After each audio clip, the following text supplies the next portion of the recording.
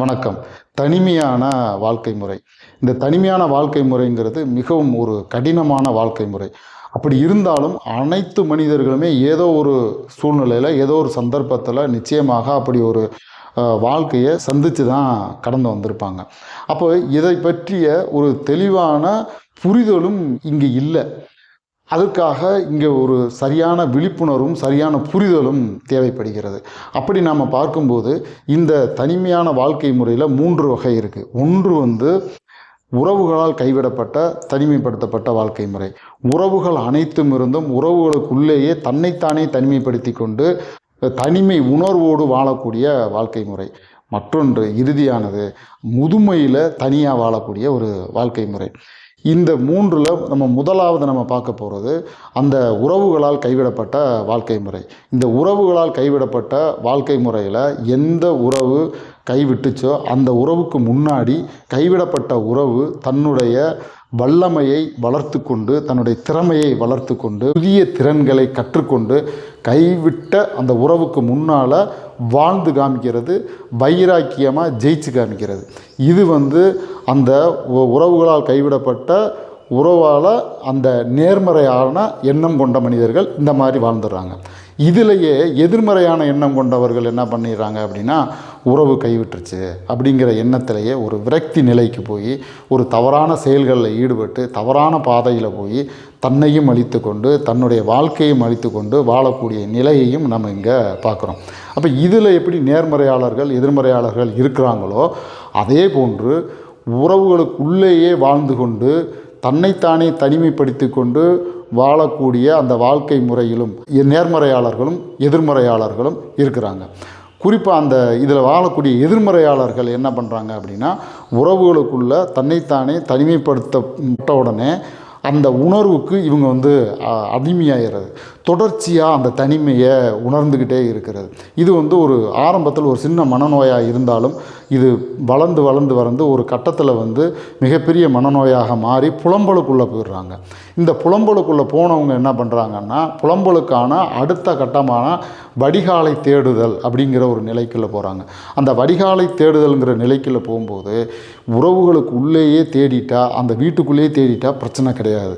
இவங்க வீட்டை விட்டு வெளியில் அந்த வடிகாலை தனிமைக்கான வடிகாலை தேடும்போது அங்கே மிகப்பெரிய சிக்கல்கள் உருவாகிறது.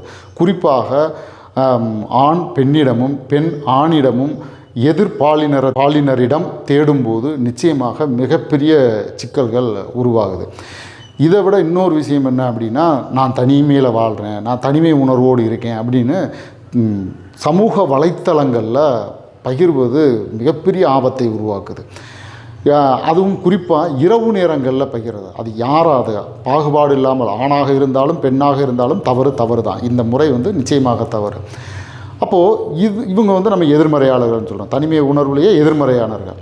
ஆனால் அதே நேரத்தில் தனிமை உணர்வுலேயே நேர்மறையாளர்கள் என்ன பண்ணுறாங்க அப்படின்னா, மிகப்பெரிய படைப்பாளிகளாக அவங்க உருவாகியிருக்காங்க. மிகப்பெரிய ஓவியர்களும் மிகப்பெரிய கவிஞர்களும் மிகப்பெரிய கதையாசிரியர்களும் மிகப்பெரிய அளவில் படைப்பாளிகளாக உருவானவங்க எல்லா பேருமே தனிமை உணர்வில் வாழ்ந்தவங்க அதிகமான பேர். அவங்க என்ன பண்ணுறாங்கன்னா, தன்னுடைய தனிமை உணர்வை கவிதையாகவும் பாடல்களாகவும் ஒரு கதையாகவும் ஒரு கட்டுரையாகவும் ஒரு மிகப்பெரிய ஒரு வாழ்வியல் தத்துவங்களாகவும் அவங்க உருவாக்கக்கூடிய நிலையெல்லாம் இங்கே இருந்திருக்கு, இப்போவும் இருந்துக்கிட்டு இருக்குது. அப்போது தனிமையை நேர்மறையாளர்கள் சரியாக பயன்படுத்துவதன் மூலமாக ஒரு நல்ல வாழ்க்கை முறையை வாழ்வதோடு தனிமையில் இப்படியெல்லாம் வாழலாம், தனிமைப்படுத்தப்பட்ட வாழ்க்கை முறையில் இப்படி ஒரு வெற்றிகரமான வாழ்க்கை முறை இருக்குது அப்படிங்கிறத நமக்கெல்லாம் உணர்த்திட்டும் போய்கிட்டு இருக்காங்க, இப்போவும் உணர்த்திக்கிட்டும் இருக்கிறாங்க. அதே போன்று 3வது வகையான முதுமையில் தனிமை அப்படிங்கிற விஷயம் மிகவும் கொடூரமான ஒரு விஷயம்.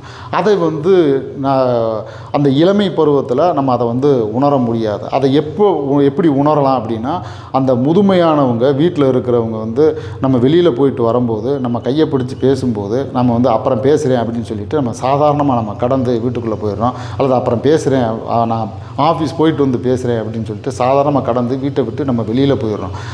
ஆனால் அந்த வலி, அவங்களுக்கு வலிக்கக்கூடிய வலி இந்த இளமை பருவத்தில் இருக்கிறவர் முதுமை பருவத்திற்கு வரும்போது தான் அது தெரிய வரும்.